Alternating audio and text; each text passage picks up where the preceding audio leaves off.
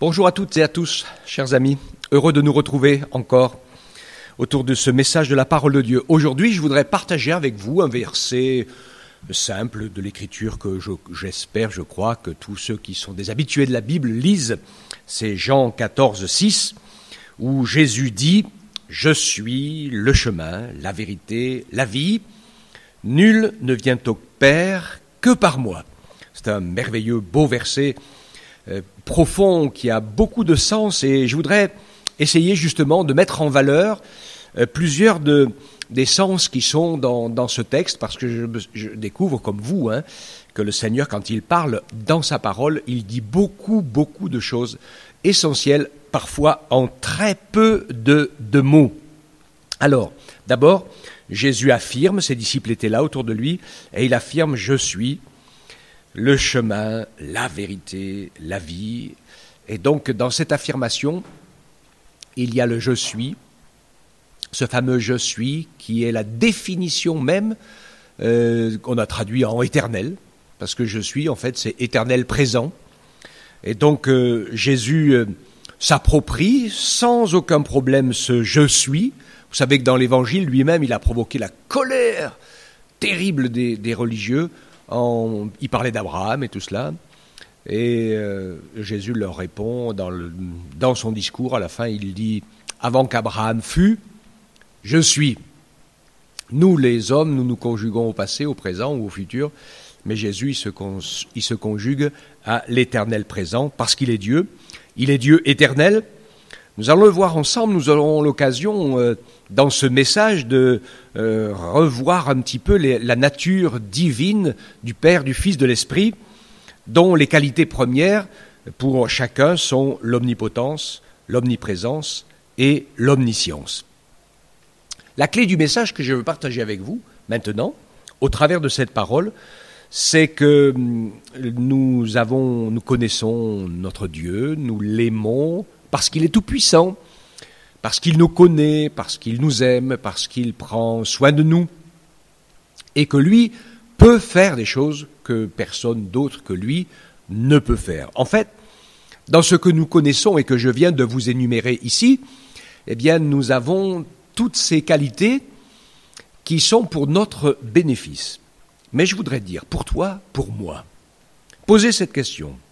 Est-ce que je suis en premier à la recherche de la vérité avant la recherche de la bénédiction ou de la puissance? C'est une question importante. Parce que nous cherchons beaucoup la bénédiction, la direction de Dieu, le plan de Dieu. Je voudrais dire, et ces jours derniers, nous étions en train de prier particulièrement et de partager ensemble sur beaucoup de sujets de l'Église persécutée.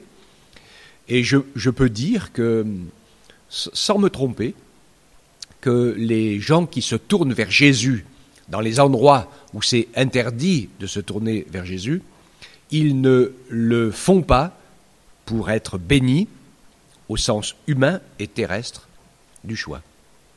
Ils le font parce qu'ils découvrent tout d'un coup que Jésus est la vérité.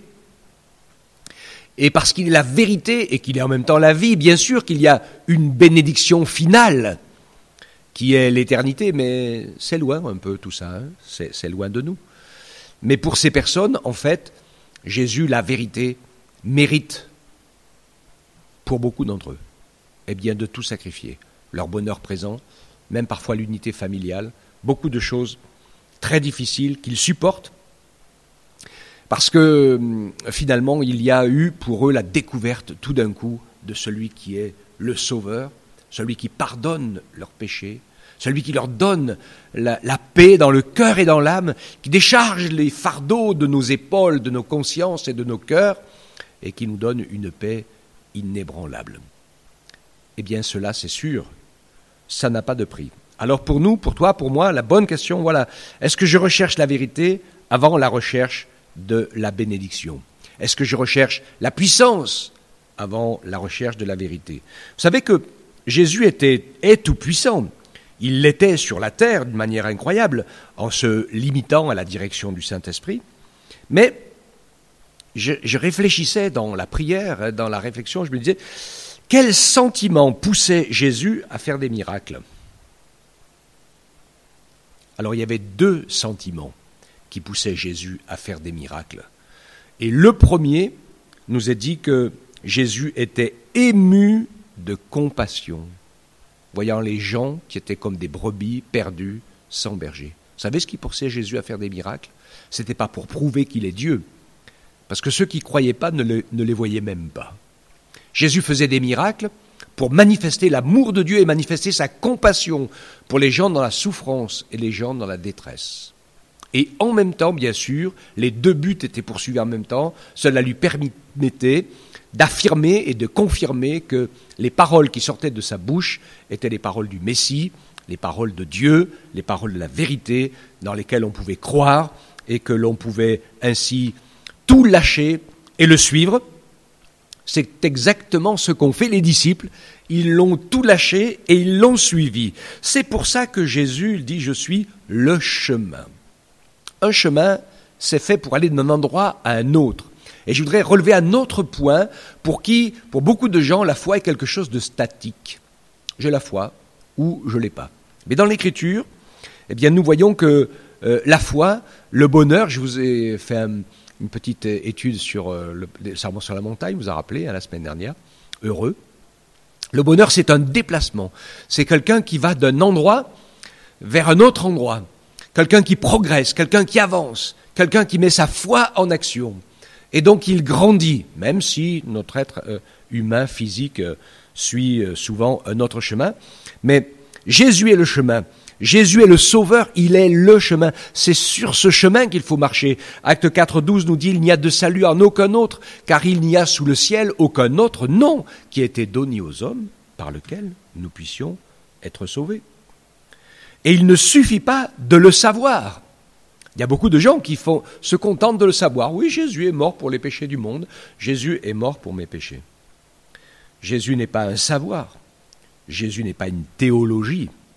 Mais pour que Jésus devienne notre chemin, il faut que nous puissions devenir des disciples de la personne de Jésus, et que nous nous mettions à marcher sur son chemin.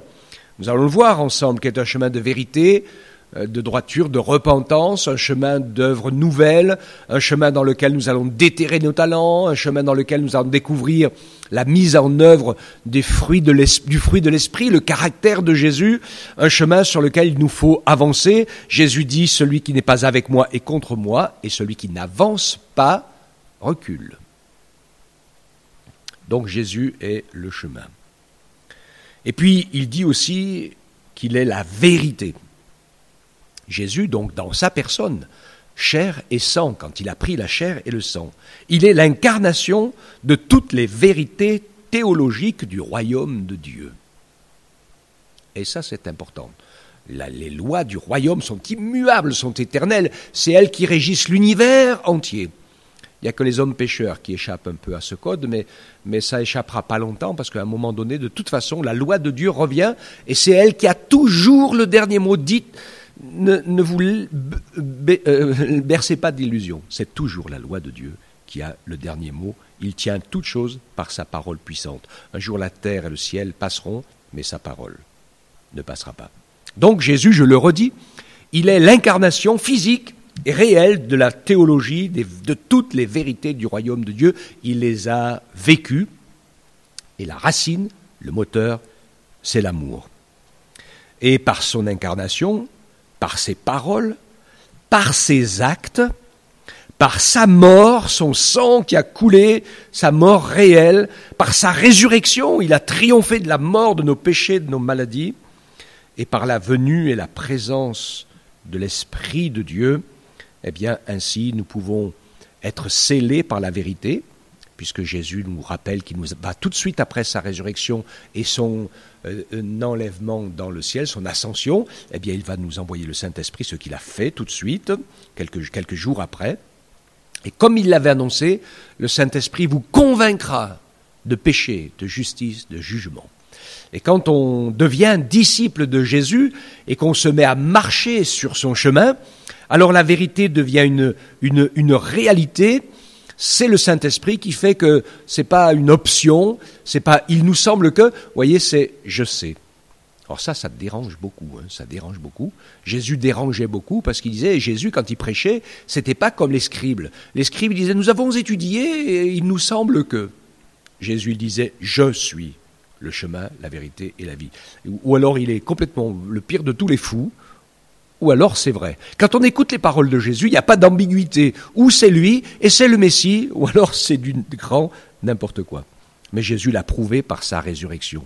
Et ainsi, le Saint-Esprit a permis à la vérité de Dieu, incarnée en Jésus, de se manifester, de nous donner des convictions, de nous donner les œuvres qui vont avec, qui sont l'amour, la bénédiction, la consolation, parfois aussi les miracles et des choses surnaturelles que le Seigneur fait pour confirmer sa parole. C'est la puissance du Saint-Esprit qui manifeste ces choses. Jésus est donc le chemin. Jésus il est le chemin, il est la vérité et il est la vie. Je vous invite à relire le récit de Jésus avec Marthe et Marie juste avant la résurrection de Lazare dans Jean 10. Vous allez découvrir Jésus qui dit « Quiconque croit en moi vivra, même s'il meurt, et quiconque vit et croit en moi ne mourra jamais. » Même en passant par la mort physique. C'est la conviction que le Saint-Esprit a donnée à tous ceux qui suivent Jésus comme disciples. Et c'est pour ça que on dit, si tu renies pas Jésus et si tu changes pas de religion, je vais te couper en morceaux. Mais la majorité des gens préfèrent être coupés en morceaux. Parce qu'on sait que Jésus est la vie, il est la vérité, il est la vie éternelle. Et que de toute façon, sur cette terre, il faudra bien s'en aller un jour. Parce que la vie sur la terre n'est pas si longue que ça. Heureusement que nous avons une autre espérance. Oui, Jésus dit que celui qui croit en moi vivra même s'il meurt, et il dit que quiconque vit et croit en moi ne mourra jamais, et c'est une réalité. Et c'est quoi donc la vie? C'est quoi la vie? C'est autre chose que l'existence. Beaucoup de gens disent « je suis vivant ». Non, je regrette, vous existez. Être vivant, c'est d'avoir ses péchés pardonnés.